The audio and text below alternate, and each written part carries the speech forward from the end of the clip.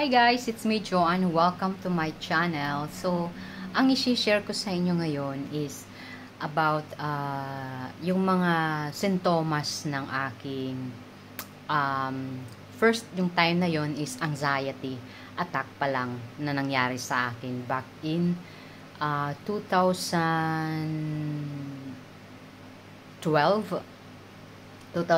siya nangyari. Nagkaroon ako ng anxiety attack. And it's because na yung weather dito, kasi syempre pag galing tayo sa isang mainit na country and then pupunta tayo sa malamig na country, maninibago yung ating katawan. So nung time na yun, kumbaga para sa akin yung mga sintomas is bago talaga, so hindi ko talaga siya maintindihan, but anxiety attack pa lang yun nung time na yun. And then nawawala siya, bumabalik, nawawala.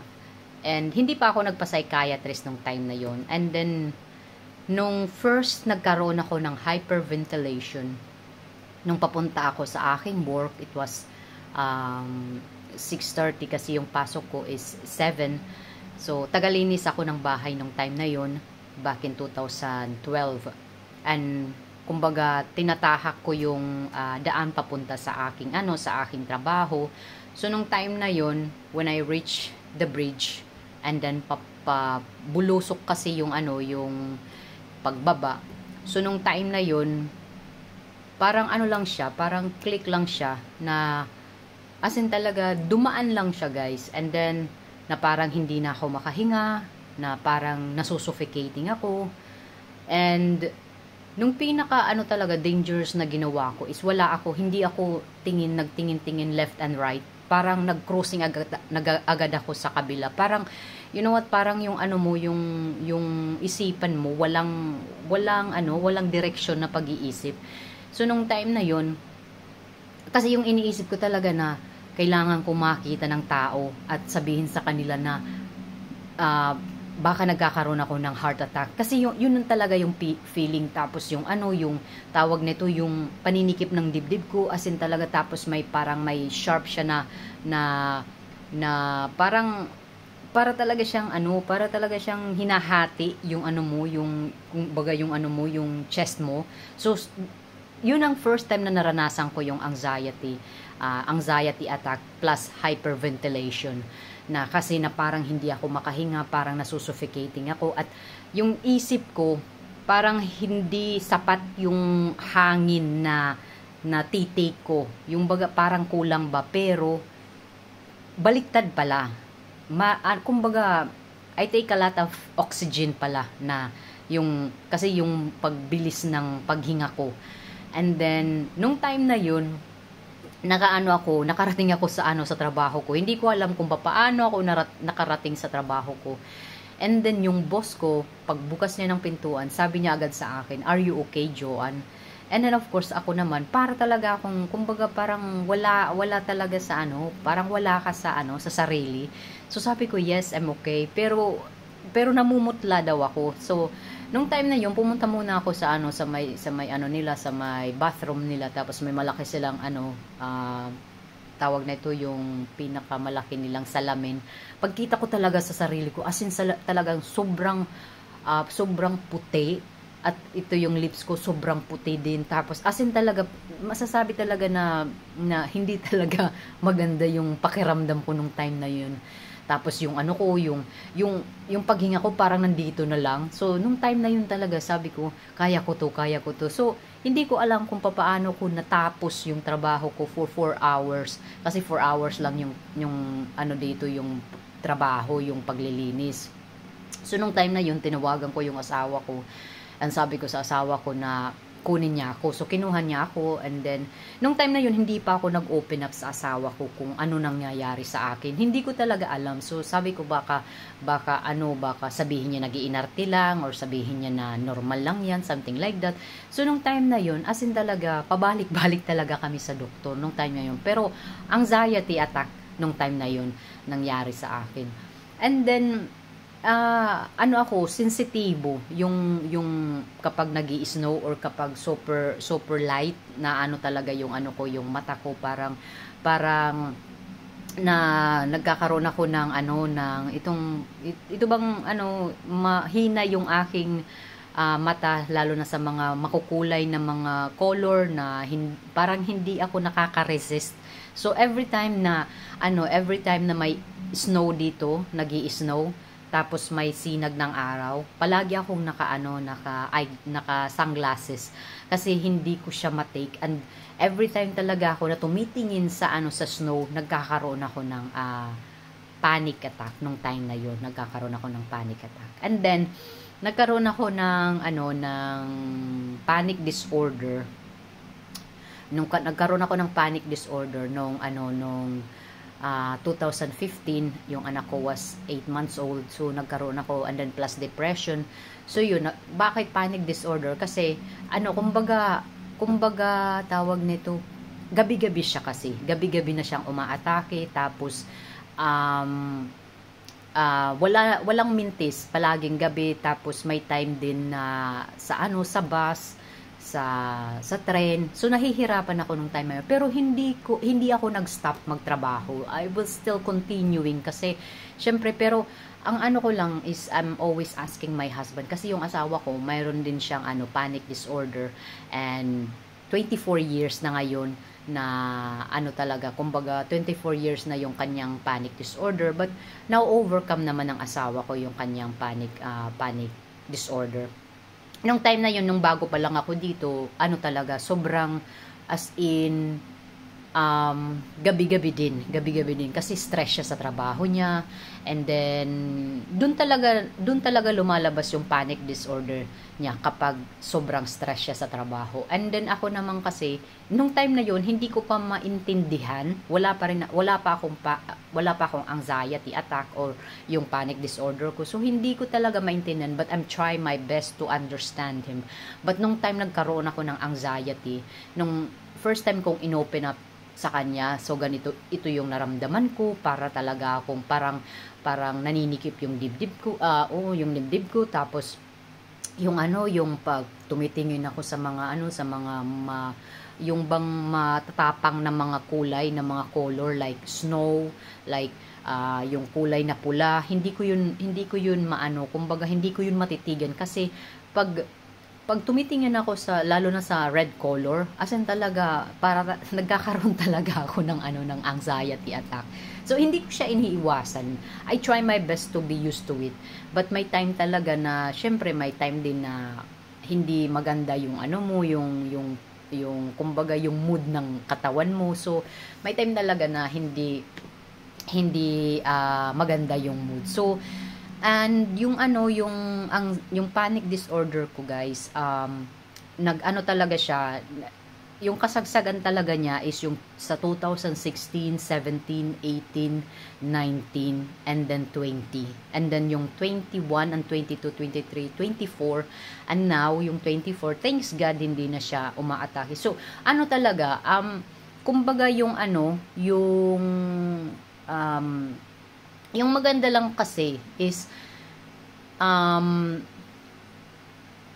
nagpa-psychiatrist nung naging panic disorder na. Sabi ko sa sarili ko, I regret that myself, na sana nag-psychiatrist din ako nung pa lang siya, nung anxiety attack pa lang siya, kasi para alam ko kung paano ko ma-prevent into panic disorder, and then nakapasok siya sa depression, nakapasok siya sa suicide. So sana doon pa lang sa anxiety attack is nagpa-psychiatrist na ako, pero hindi.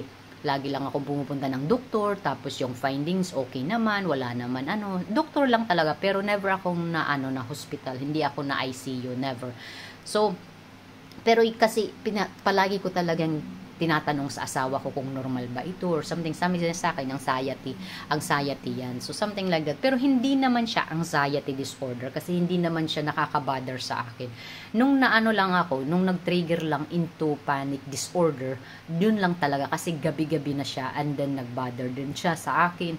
And kasi nga, pag bago kang panganak, yung hormones ng babae, pag mayroong kang anxiety history, so, syempre, pag hindi yun na-treat, di mag-trigger yung yung hormones mo, So magtre-trigger into panic disorder. And hindi ko alam na pumapasok na pala ako sa isang depression at pumapasok na rin ako sa suicidal thoughts. So yun ang mga naramdaman ko. First time kong naramdaman nung anxiety pa lang is yung hyperventilation, yun talaga. And every time na umaatake yung aking panic attack, yung asawa ko talaga nag-a-advise siya sa akin na huwag kang huminga ng mabilis kasi magkakaroon ka ng hyperventilation. So, as possible as I could, hindi ako humihinga ng malalim para maiwasan ko yung hyperventilation na para hindi siya maging malala to the point yung iba kasi yung mga nanginginig yung kanilang mga kamay, it's because of hyperventilation na nangyayari kasi too much yung kanilang natitake na oxygen. So yes, yun ang yun ang mga naranasan ko, yung hindi ko ma-resist yung mga colors, tapos yung snow dito, tapos yung lamig. Kasi mayroon din akong sinasabi na seasonal anxiety attack and panic attack. So, but I know now how to handle kasi syempre every 3 months akong nagsa-psychiatrist. Hindi kasi ako nag-self-diagnose even though yung asawa ko mayroon siyang panic disorder. Never akong nag-self-diagnose kasi mas gusto ko na may pruweba na galing sa doktor na yan yung kumbaga yan yung findings mo, at mayroon na mag-search dito sa YouTube or makinig sa mga taong may mga anxiety or panic attack or depression or sa Google. Never kong nagawa yun. I'm always gusto ko kasi yung kumbaga yung legit ba, hindi yung fake news, hindi yung narinig mo lang or nakita mo lang na self-diagnose mo yung sarili mo kasi base sa nakita mo sa isang video na may anxiety pala ako or may anxiety disorder pala ako kasi ganito ganyan. No, kailangan isang psychiatrist talaga. Yun ang pinaka-importante sa lahat, na para maging comfortable ka ba na pag once na mangyari yung anxiety or panic attack mo, alam mo na syempre i-reverse mo sa yung utak na it's anxiety or kasi too much stress ka, kasi na pressure ka or something like that, kasi nga may performance or kasi nga may tawag na ito, may trabaho ka, nabibigyan ka ng stress, something like that. So alam mo kung paano mo i-overcome yung yung anxiety mo, or paano mo i-overcome yung stress mo na hindi humantong sa panic attack or sa anxiety attack. So anyway guys, thank you so much. Sana nakapagbigay ako ng knowledge again doon sa mga taong mayroong anxiety at panic attack, at sana magpatingin kayo sa doktor, wag lang kayong manood dito sa YouTube at mag-self-diagnose kayo kasi iba-iba po yung tao. Mas maganda kasi na may kumbaga galing ba sa isang doktor na talaga kumbaga specialize sa mental health talaga, na para mag-ask sa kanila na this is normal, kung ano ba itong nararamdaman, kasi you are very curious kung ano yung nararamdaman mo sa iyong sarili, at yung normal lang ba ito na para kang nabubulag, parang hindi ka nakaka-resist ng mga ng sinag, something like that. So talaga, kailangan, atas yung mga nararamdaman mo, mga physical, normal lang ba ito, or something na magkakaroon kayo ng kaalaman. Ako, hindi lang ako sa psychiatrist nagdidepende. Nag-take din ako ng antidepressant pills, but nag-take ako ng antidepressant pills noong 2015 na na-diagnose ako na may anxiety, panic disorder, and then depression, and then suicidal thoughts. So doon na talaga ako nag-take ng medication, at hanggang ngayon nagte-take ako ng antidepressant pills because may chance na bumalik yung depression ko if I didn't take that. Nag-withdrawal ako once, and 3 months lang bumalik uli yung yung depression ko. And then it's because ito talaga yung